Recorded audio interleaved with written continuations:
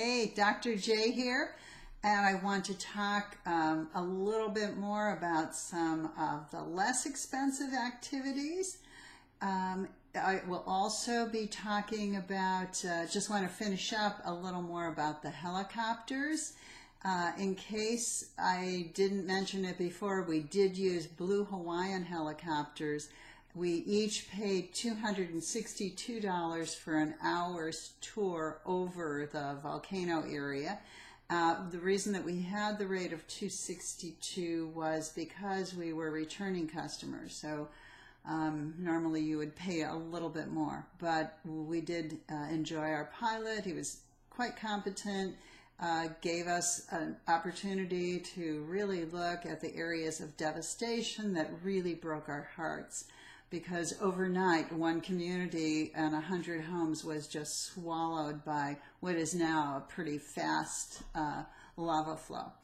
And so the Blue Hawaiian helicopters, we took the whole experience out of Hilo. So we went to the Hilo airport, and we had about a 45-minute wait beforehand with orientation. And then, of course, they weigh you, and they try to get the weight balanced within the helicopter itself.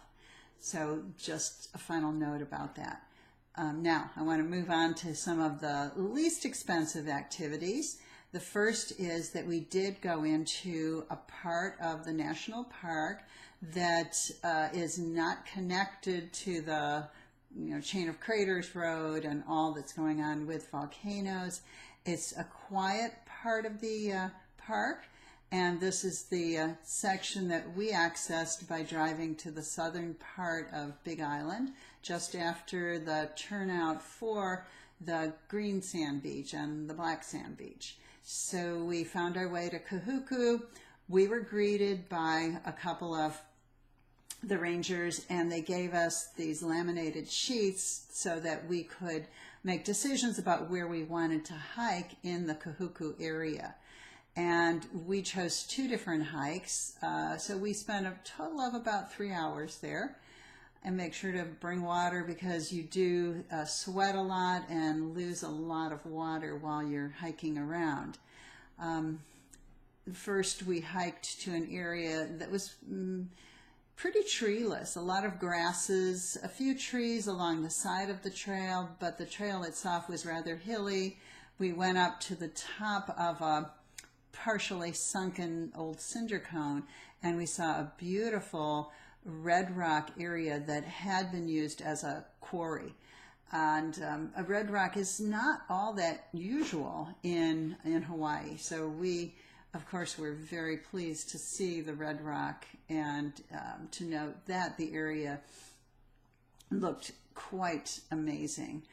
We were the only people on this particular trail. It didn't take long. It was maybe a 45 minute walk, but we were able to walk past some equipment that the park was using to smooth roads or clear roads, and lots of grasses and some ohia trees, which are the native trees of Hawaii that are endangered, and they were in full bloom. So just absolutely lovely clusters of leaves with white and red, kind of red bottle brush type flowers on the ohia tree. We also did another hike that lasted a couple of hours, and this was on a path, two paths actually. I think it was called Palm 1 and Palm 2, and mostly through some areas that at times were wooded, but most of the time you were exposed to the sun, gently rolling hills, beautiful native grasses. In the distance, we could see some other hills, some other structures, but it was a lovely opportunity to get a sense of what the flora and fauna looked like in the southern part of the island. We did see some mongooses and wildcats. There are a lot of wildcats all over Big Island. But generally, we had a really terrific couple of hours just enjoying that part quiet. We saw, maybe half a dozen other people as we walked around, and we did a full circle, I think, on each of the pathways. The pathways were pretty well marked and cut and somewhat hilly, most of the time on fairly flat ground, but quite lovely. So that was all free. As we drove into the park, the ranger came up to us right away and said, "Hey, can I answer any questions about the volcano and all that?" So we were concerned about our next stop, which was going to be in Volcano Town, and we appreciated the fact that the ranger was pretty honest with us in terms of letting us know about the earthquakes and some of the ash and so on. All right, so another activity that we did and really enjoyed was to walk around old Hilo town. So Hilo had its heyday when the sugar was very much emphasized on the Big Island. So sugar cane was a huge industry for a long time. The sugar cane workers were among the highest paid on the island, and this was a town that had a lot of, let's say 2, maybe 3 level structures, mostly 2 level structures made of wood.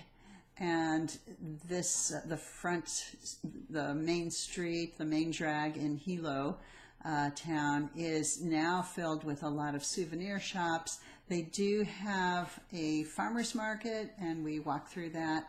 Also, of course, souvenirs at the market as well. So we did buy some there.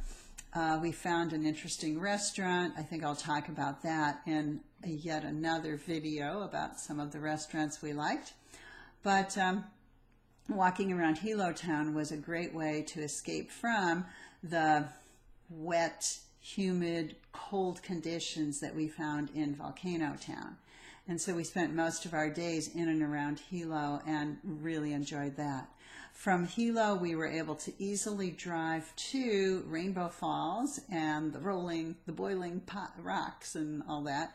And that was fascinating because we learned a little bit more about some of the ancient Hawaiian myths about why these rocks were boiling and all of that. But lovely lookouts and some interesting little hiking paths that are at Rainbow Falls.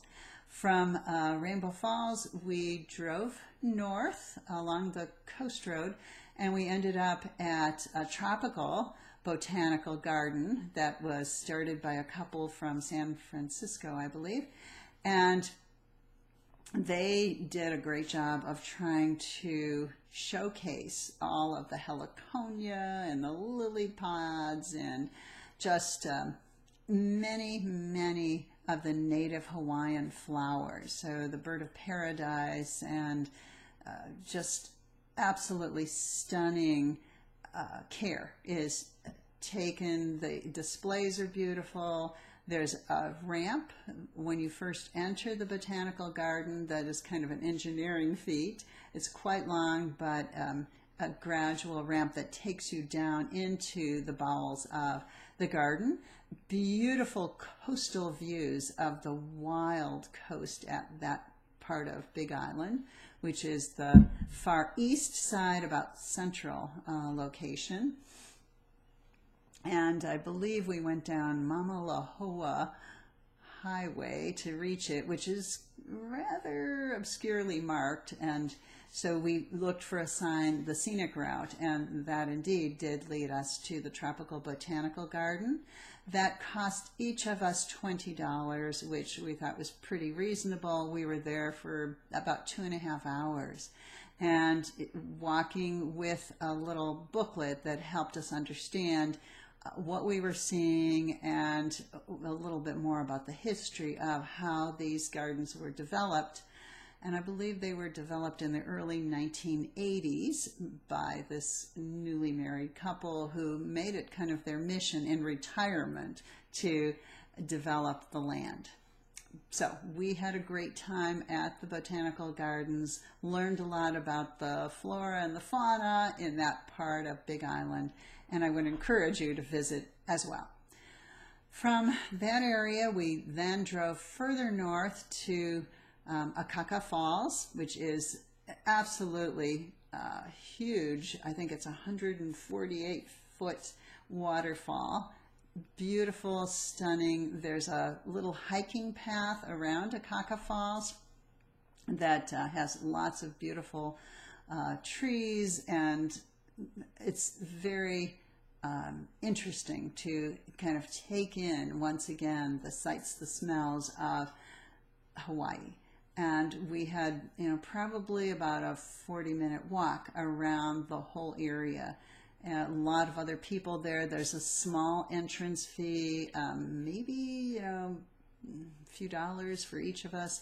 Nonetheless, parking is kind of problematic there. They have a very small parking lot, and so a lot of people end up parking along the side of the road, which is what we did. However, if you do park there close to the falls, then you pay an additional parking fee. But there are facilities, lots of great facilities for bathroom and all the rest. This is a waterfall that is pretty impressive. So again, I would suggest that you take advantage of it. We also ventured a little further north to an area that had been very much involved with sugarcane back in the day. And that area was called Lapahoahoa. And we stopped there, did a little shopping at one of their old country stores, saw some information about how it had been the center of activity when the town was very much engaged with sugar. Now it's just a quiet outpost. However, as we drove and visited some of the coastal lookout points, we learned that a tsunami had also been problematic in 1946, I believe, along that part of the coastline. And there had been a school that was on the beach, and it was a grade school, I think. So there were 2 teachers and several school children who were swept out to sea very suddenly by a tsunami. Of course, they had no warning at the time. And there's a whole story about what happened with that particular community. So it was a tragic loss for the community. And then shortly thereafter, sugar was no longer being grown or shipped from that part of Big Island. But nonetheless, the coastline there is very dramatic and beautiful. We had a chance to visit one of the local parks. There's a monument there as well to some of the military heroes who lived in the area. And we walked around that park and were stunned by the power of the ocean. There's some amazing lava outcroppings and rocks in the area, basalt rocks in the area, but just the power of the surf at that point near Lapahoahoa is pretty stunning. So that was a couple days drives around the island. When we were ready to move from Volcano Town to our next Airbnb, which was up in Waikoloa, we decided to take the saddle road that connects Hilo to Waikoloa, and Waikoloa Village in particular. And when we were on the saddle road, we had great time, looking at the open land. There are hardly any trees on the land. It's just a lot of interesting grasses and beautiful views of the mountains, both the Mauna Kea and Mauna Loa. And we, of course, couldn't see the very top of Mauna Kea, which is where the satellites are, but it's also considered sacred ground by the Hawaiians. So we decided that we were going to stop at least at the Mauna Kea Visitor Center. We have been to the summit before. This time it wasn't a priority, but we did get some very nice hikes in at Mauna Kea Visitor Center. So we stopped, had no trouble driving up to the Visitor Center, which is probably at 8,000 feet or so in altitude. I think the summit of Mauna Kea is probably 13,000, so it's quite high. And you probably need to acclimate yourself for at least an hour, half an hour on your way to the top if you're going all the way to the summit. When we stopped at the visitor center, we did 2 hikes. We hiked at the visitor center right outside of it. There's a small little area that has a lot of silverswords and other native plants and small trees growing at that altitude. So we walked through the silversword and some of the other growths, and then we crossed the street through a little tunnel and hiked up to the top of a cinder cone. The air is really clear up there. You can see quite a distance down. All the pasture land, the open spaces beneath you is quite impressive, and almost all of it's undeveloped, so that's quite surprising.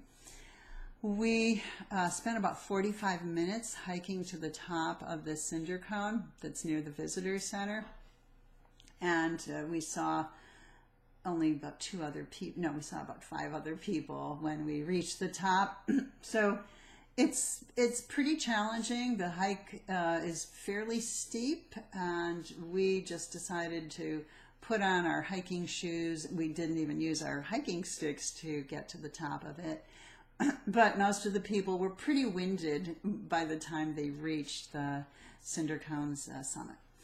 We did go back down, talk to some of the workers, the rangers at the visitor center for Mauna Kea.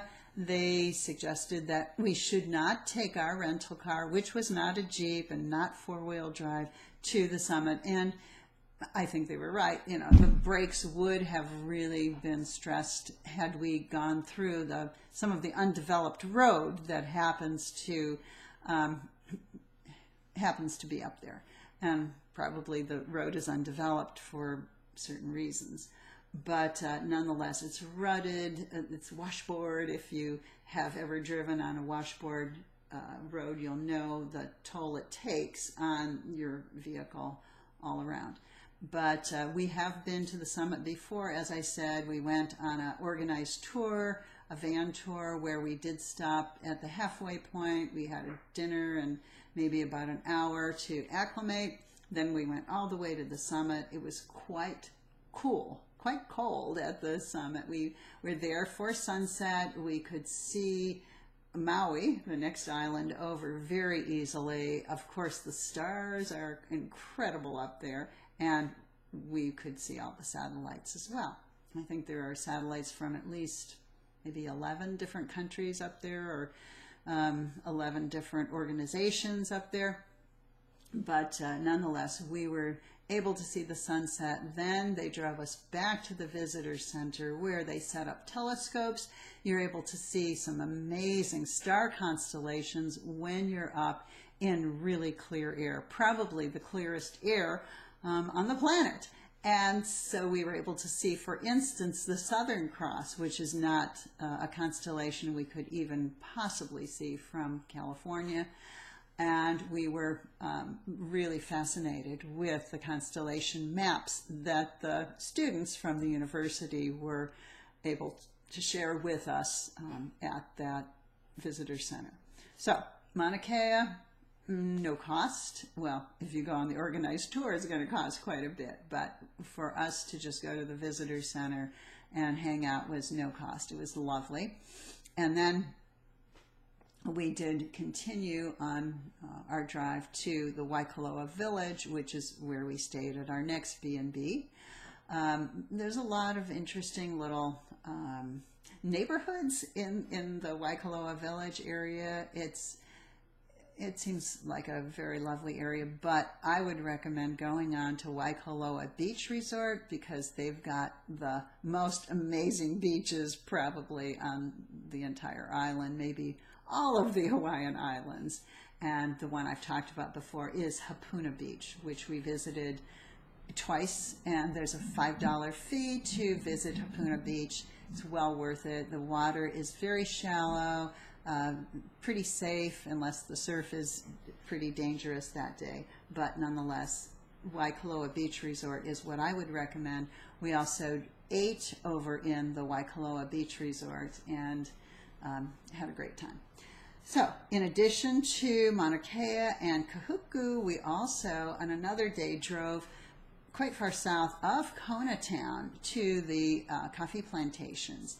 And we visited a farm, an old coffee farm that still had the remnants of a home that Japanese farmers, a family of Japanese farmers lived in for many years. And so we learned about how they processed the coffee, the work involved, how they lived in terms of spatial kinds of arrangements. So it was a small home, very modest home, but had several rooms to it. The living history guide who conducted this particular demonstration showed us and told us about the work of each member of the family, the husband, the wife. They would get up at the crack of dawn, and the husband was out, tending to the coffee plants, the macadamia nuts as well.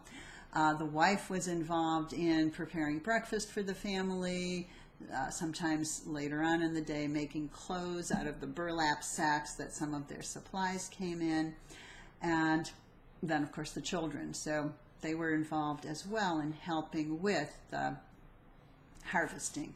And they would have a harvest period, I think, that went from August until November.